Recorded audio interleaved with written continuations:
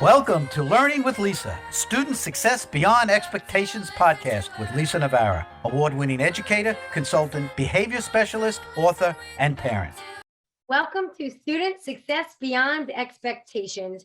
Teachers, do you wish your students could tell you what it is that they need when they struggle? Because it's really hard for you to figure out.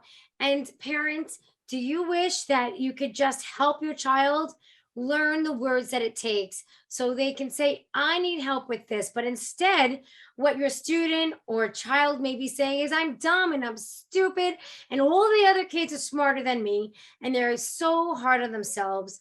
Well, Lindsay Ann is here to share some of her experiences, resources, and strategies too, to help us to teach children to learn how to advocate for themselves. She has a business called The Tailored Teacher. Why is it Tailored Teacher? Because her company looks at every child as an individual child, a whole child, a child who has some kind of condition or disability that needs to be addressed, but addressed appropriately through specific strategies. And so Lindsay Ann is here to share not only how she has helped and her company helps children, but how you can too. And through her experiences of having ADHD, she's learned so much in how to apply the cognitive skills in how to learn so children who struggle can understand what's being taught to them. Welcome, Lindsay Ann. Thank you. So tell us a little bit about you and how you got to where you are now. So I started out as a public school teacher, and in my experience teaching public school, I honestly had some struggles of my own because I do have ADHD, figuring out how to access all of the tools and things that I needed as a teacher was really hard for me. But then I very quickly saw, because I taught elementary and I taught special ed, so I saw that my students were having struggles with their learning. But then what led me to having a business was seeing that parents had no idea how to access resources and tools to help their child. When I would meet with them and I would say, hey, this is what I see going on with your child in the classroom, a lot of times parents would say, I don't know how to help them. I don't know what to do. And so after teaching for a number of years in public school, I decided, I really want to be on the side of helping families and children first, and that being where my connection point is, as opposed to being in the classroom and providing curriculum and instruction from the classroom standpoint. Tell us about the types of students that you service. Now, they're kindergarten all the way through college, if they're with you since high school. So tell us about some of the learning difficulties that you see. So we work with kiddos with a variety of learning disabilities, but what we see the most of is students with ADHD, dyslexia, and dysgraphia are the big things that we see. We used to see a lot more autism, but the cool thing about kiddos with autism, different that I see than our kiddos with ADHD, is they're rule followers. And once you teach them the rules, they will set themselves free. Whereas those of us with ADHD may sometimes need those reminders a little bit more. So we work with those four main areas. But sometimes some of our kiddos with autism come to us, learn what they need to do, apply those skills, and then they go on their merry way. So that is a very big difference between those two conditions. So when you're working with a child with ADHD, what are some of those strategies that you use? And are those strategies different than those who have dyslexia or dysgraphia, dyscalculia? So sometimes yes, and sometimes no. Specifically with ADHD, it's really helping students figure out where they're lost. So breaking down things into steps and helping students find those steps and then use those steps ongoing. But it's pretty repetitive in some ways. But that and dyslexia, a lot of times those things work hand in hand. We do things like visual schedules. So writing out at the beginning of a tutoring session, for example, what the tutoring session is going to look like so that the student remembers these are the things that we're doing in each session. So those things are pretty similar for dyslexia and ADHD, and that we kind of go through the same motions while the content's different each time, but those motions of it are pretty similar each time. Dyslexia, and ADHD for some reason go hand in hand. Dyscalculia, not as much. Those are still pretty visual, but it's pretty different in seeing what the steps look like session to session with students. Do you have any suggestions for students who have a poor perception of themselves? How can they use help in that? What do you see? Helping them see that it's not a failure to get lost. So a lot of times students who come to us for support say, I keep getting lost in class and there must be something wrong with me. That's what kids say so often. There must be something wrong with me. And reminding them there's nothing wrong with you. Your brain just processes differently. So helping them figure out what tools to use and reminding them that those tools are the things that are helping them be successful. Those tools are the things that make them unique and special, not that there's something wrong. And these tools, you mentioned visuals. Now, these tools really support what and how? Well, a lot of different things. Tools like learning how to take notes with different colored pens or pencils.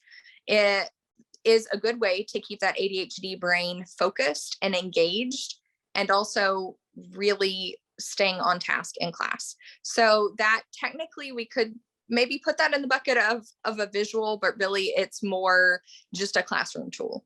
We have to take notes for things, particularly, starting around 4th grade, students have the expectation of writing down the steps for a variety of different classes, writing down vocabulary or things like that, teaching them how to do that in different colors. While that to us, may as adults seem like, oh, that's fun and cute. No, it's actually keeping their brain focused, because as they're swapping from blue to red to purple to green, whatever it is, the different content is being categorized in their brain and it's helping it solidify the learning for them. So note-taking skills, visuals, also helping students learn how to ask questions in class. Tell us more about that.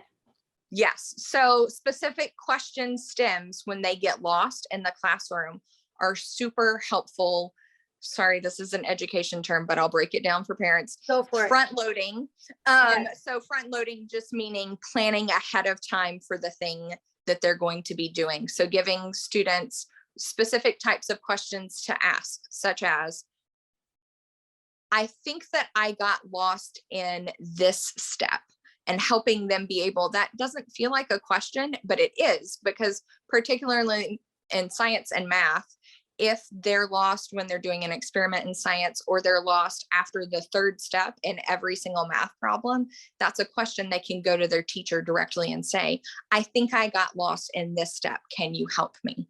And so giving them that tool, asking questions like, I think that I don't understand the vocabulary. And helping them, instead of go directly to this is too hard or I don't get it, helping them take the language of the piece they don't understand as the part of the question. It's so funny that you should say that, is because I'm actually, well, there's twofold. I'm actually teaching my students to take a statement, this is more writing, and then use some of those words to ask questions. Yes. And I'm always emphasizing, although that's the academic side, it correlates with when you ask a question, do you understand what I'm being said? I don't want to, I said that to them today. I don't want to see everybody's hand up if not everybody understands what it is I'm asking. I want to see that hand up. And for the question of, what did you say? Oh, I missed it. Can you say it again? Yeah. And it's amazing. You have, all you need is like 1 or 2 students to really latch onto that. And then other students start saying, you know what? I missed it too. And they're not ashamed. It's like, I missed it. It's a strategy for me to tell you. And now I'm telling you, so give me the question again. Instead of saying, oh no, and worrying, right? Is that what you mean? Yeah. Yeah. Yes, it is. Also teaching them to ask a question more specific than I need help. Yes. Because, and I actually had a conversation with a client about that earlier today, because we've been working on helping him not just start there. He started with the statement, I need help, And then I went because I was expecting for that to be the end of the statement. So I was prepared to be like, but I don't know what you need help with. But he didn't stop. He had really taken the sentence stem into heart. He said, I need help with knowing what the vocabulary is. Oh here. my goodness. So we had to think about it, organize his thoughts, remember what it is that he wanted to say. That, parents and listeners, is executive functioning. That's your working memory. To be able to remember, to know what you need, and then process it and say it. There's so many steps in that. Yes. And we were talking earlier, and you had mentioned that parents need the same type of support, in being able to recognize within their child what their needs are. So when they come to you for assistance and support, they're able to more accurately tell you what their child is in need of and what their concerns are as a parent. So can you talk to us in regards to that as well? Yes. So a lot of times when we have a new client that comes to us, parents will contact us and say, oh, she's doing poorly in reading. She really needs a lot of reading help.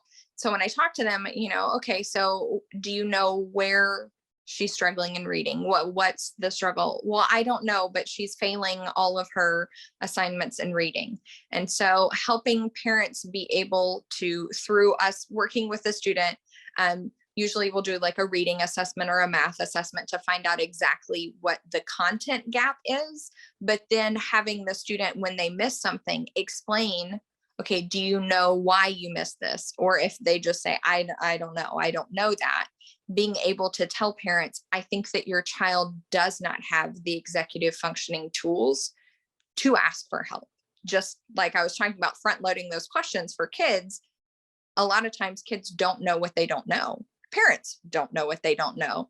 And so helping build the language and the understanding is a thing, that I have to do with our parents and help them know, okay, so what your child's actually struggling with is remembering to write down any steps in math class when she's taking notes. The reason that she's having a hard time in reading is because she doesn't remember the steps for using context clues to find uncommon words in her reading. Oh my goodness. And that's so, exactly right. Yeah. So helping parents know what the specific step is that can be used kind of universally for whatever a child is struggling with in a variety of content areas. Because like I mentioned, context clues, if you can't figure out words you don't know, that's across the board in all academic areas. And so I can very easily tell a parent, your child came in here because they're failing reading, but I imagine that they're probably struggling in 3 or 4 other classes, right? Because they don't know how to find vocabulary. They don't know how to show what words they don't know. Because what's happening in the child's brain is they read a whole sentence that makes no sense to them and they discount the whole sentence and then they miss an entire section of something that's happening. Right, exactly. Then the reading comprehension's not there. We either have to go back or you're back to feeling inadequate. Yes. That's so all these pieces tie together. Yeah. That's why I actually created the reading cue card and the vowel chart, because those are 2 tools that I have as part of the toolkit specifically to take action on. Because what you're talking about is students need to take action to be able to support their executive functioning, so that way they can focus and remember which strategy they need at the time that they need it. Yes. Fantastic, Lindsay Ann. Talk to us about how else children can advocate for themselves, because I know that's your jam. Oh my gosh, it is totally my jam, and I could talk to you for 3 hours on it. I won't, but I could. So let me start at the end and say, when a child has learned how to advocate for themselves and they come to us and tell us about doing that, I can't say that there's any greater joy in the world than a child coming to a tutoring session and saying, Miss Lindsay Ann, you would not believe what happened in class today. So I got lost when we were doing the math. And then I remembered that I had not taken out my different colored pens. And because I didn't take out my pens, I got lost in the notes. And being able to like break down exactly what it is that they didn't do and be able to be like, it wasn't that I did something wrong. I just forgot. And so that's, to me, that's why you take the time to help kids. But the reason that it matters to me is because I just saw kids floundering for years. When I taught public school, I saw them floundering to access tools. They didn't even know that tools existed. Yes. Yeah. But they're there. But we as educators and parents need to know first so we can learn, model, and teach. Yes. So why I do what I do is because kids don't know what they don't know. Parents don't know what they don't know. But the empowerment of giving children those tools is beyond belief. I mean, it's the most exciting thing in the world because, educators are trying their hardest in classrooms, but when you have 26 children, you can't take the time to front load all of the questions, not for lack of wanting to support your students, not for lack of wanting to do what's right by kids. There's just not time sometimes. And so we all work together as a community. So my job gets to be, I get to give students those tools that they then take to the classroom. They get to use them with their teacher. And a lot of times, the really fun thing for kids that are with us for a long time is that they end up taking their friends on the journey with them too. Their friends may have ADHD, their friends may not, but every child needs executive functioning support. It's like I said, there's not time in the day for kids to be getting that a lot of times in school. So when we teach kids the tools and they practice them repeatedly and they use those tools and they're able to then have a whole tool belt of using, visuals, drawing pictures for themselves to understand things, underlining the important things that they need, using different colors, all the different strategies that we over time build with our students. When they then teach even one of those to a friend of theirs, and they're able to come to us and say, not only their success, but, oh my gosh, my friend Marilee totally used my note-taking strategy today. And like their excitement of knowing that somebody else used their strategy is really cool. Yeah, now they have a sense of belonging that they never had. Now it's not just they have to do it. Now it works for you too. Wow, check this out. I have another strategy. And then they start to love to learn. Yeah. Do you ever have a really difficult child to reach? Yes. What is that like? What do you do? What is it like? Well, I start with a deep breath, literally. Yes. Usually the most difficult kids are kids that have been to 3 or 4 different schools because they have so many executive functioning needs that it starts to impede their overall behavior. So kids have been in one school and then they've either been asked to leave the school or they've been sent to an alternative campus or they've been sent to a behavior classroom at a different campus or, whatever the case may be. Kids that come to us that have been through the ringer, honestly, of the education experience and parents not knowing why, kids not knowing why, the school not knowing why, or schools not knowing why. Those kids come with walls that could rival the Great Wall of China in some cases, like no joke, because they are not ready. They come in, they sit down. Oh yeah, here we go again. My mom said I have to be here. Yeah, I'm like, one more person, they look at me and they're like, oh, this lady is not going to be able to help me. Or they look at one of my other team members and they're like, no, whatever. That honestly starts with building a relationship with the child. It doesn't start with executive functioning. It does not start with any of the tools that I need. It starts with, so why are you here? Because my mom told me that I had to be. Okay. I gather you don't want to be here. Why don't you want to be here? The funniest, this happened about 3 months ago, and this child and I have built a relationship, but it was so funny because this is the most honest answer I've ever gotten. Well, I'm here because my mom said it was here or juvie. And I said, okay. We've got a big job. I said, I kind of laughed and I said, buddy, I haven't heard anyone say that term in a really long time. And he said, well, that's what my mom said. And I said, do you know what that means? And he was like, yeah, it's like a jail for kids or something. And so that was my in though. Like his mom had repeated it to him, but he didn't actually fully know what it meant. Yeah. And so I said, so it was kind of like an empty threat to you, like whatever, you have to be here, but the alternative is like maybe a kid's jail, but you like don't even know what that is. And he said, yeah, that's what I just said. And I was like, right, okay. So does that happen other places? People use words that you sometimes don't know what they mean. Did you hear that, everybody? You see what she just did? You see what she just did? Explain that again. That's important. I don't want them to miss that. Say that. So I connected with him. I identified what he was feeling. You're feeling like you don't matter, but I didn't say that. But what I'm hearing is that somebody used a word that you don't know what they mean.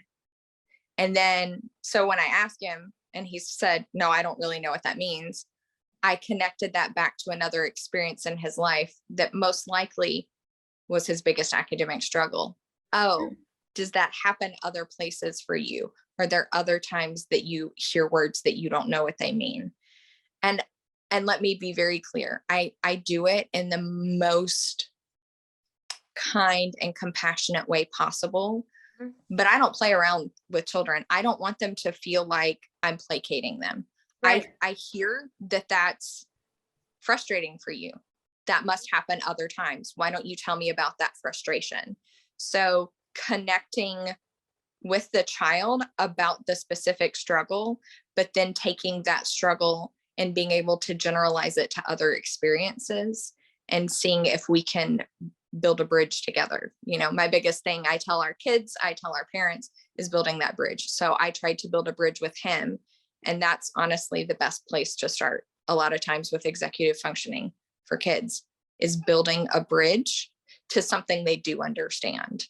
And then bringing it back to what they don't understand. So building a bridge to something that they understand. That's so important, because we're always, they should know this. They look like, they speak like, they should know it all. So I want to start here. So just pay attention and get your act together, and let me do what I need to do is not going to work, and it's not fair. Yeah. A lot of times, that's funny, because I had a conversation with a student today about, she got frustrated, I guess, with a student at school that she's like, he keeps getting in trouble because he's just always talking and I always miss the instructions and I get so annoyed with him. And I said, do you think he might actually just be making sure that he understands what's happening? And she looked at me so annoyed. I mean, I guess, but like, couldn't he do it in his head? That's awesome. But again, building that connection point. So you're frustrated because you need to hear the instructions. He's trying to make sure that he verbalizes and understands the instruction. And so now you guys are butting heads, but neither of you are knowing what's happening in class right now. Right. So now, coming from your standpoint, how can she advocate for herself so she knows what those instructions are? A lot of times pausing to take a deep breath. This is my biggest executive functioning tool. Take a deep breath. No, Me really too. and truly. Me too. Starts with that. Calm mind for a calm body. Let me know. I say that all the time. Oh my gosh. Let me know how many more you need or when we can stop. Best is when they stop breathing on their own intentionally. Yes. Yeah. So, but that is the first place to advocate. Take a deep breath so that you actually know the thing that's frustrating you. Right.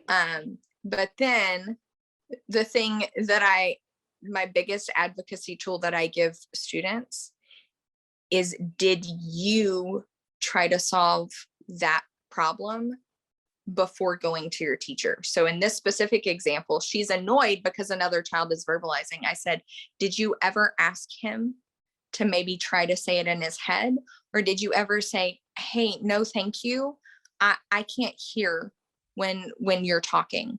Or did you ever ask your teacher if you could move away from him for when she's giving instructions? You know, so always giving options of ways to do it instead of just going straight to frustration, which as a person with ADHD, sensory overwhelm is the first place that's easiest to go, but learning to take that deep breath, learning to hone into, okay, so what is a step that I can take? I've taken a deep breath. Now what step can I take? Okay. I can ask him to stop talking, but I think that might lead to an argument. So that may not be the best choice. Can I ask my teacher if I can go somewhere else? Can I look on my paper and see, are the instructions actually already written down? Maybe I can read them. So we have a number of alternatives here. Yes, instead of just, oh, he won't stop talking. So if you have any advice, who would you give it to? Would you give it to the parents right now? Would you give advice to the teachers? Would you give advice to the kids? What kind of advice would you give to whom? Ooh, that's a hard one.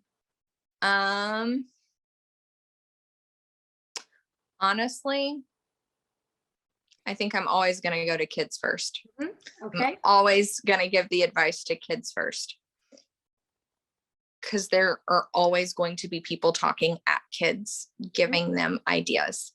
If we don't give them the tools to advocate, or if we're always solving problems for kids, they're never going to build the skills themselves. And again, nobody tries to solve problems for kids because they don't think kids can do it. It's in the name of help. But my advice would be, well, honestly, probably to adults and kids at the same time. Kids, try to advocate for yourself. And then adults, give kids a chance to advocate for themselves. So, and advocacy for a child, even as young as first grade, could be, I'm confused. Can you slow down? Yeah. Because those are words that even a 6-year-old can use. And that's always, even if the issue is not, you actually need the teacher to slow down, that gives the teacher long enough to process through where there may have been a breaking point. The parent, if it's with a parent, gives the parent time to figure out where there may have been a breaking point in communication. And for the child, it helps them feel heard. Right, which is tremendous. Lindsay Ann, where can people get in touch with you if they have a question and want to check out what services that you provide? So our website would be the best place to go.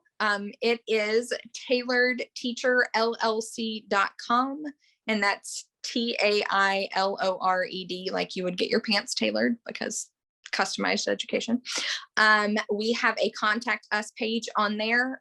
You can contact us and say, hey, I think I heard you on a podcast. I'd like to know more about your services. We do offer in-person services here in the Houston, Texas area, but then we also offer online services, both for students and families through Zoom. So we can help you. We have families locally, and then we do have some families that are not local as well. Fantastic. Thank you for sharing your knowledge, your experience, your expertise. We really appreciate your time with us. Thank you so much. Oh, thank you. Thank you for listening to the Student Success Beyond Expectations podcast, where school leaders, educators, and parents meet on behalf of children who struggle with learning.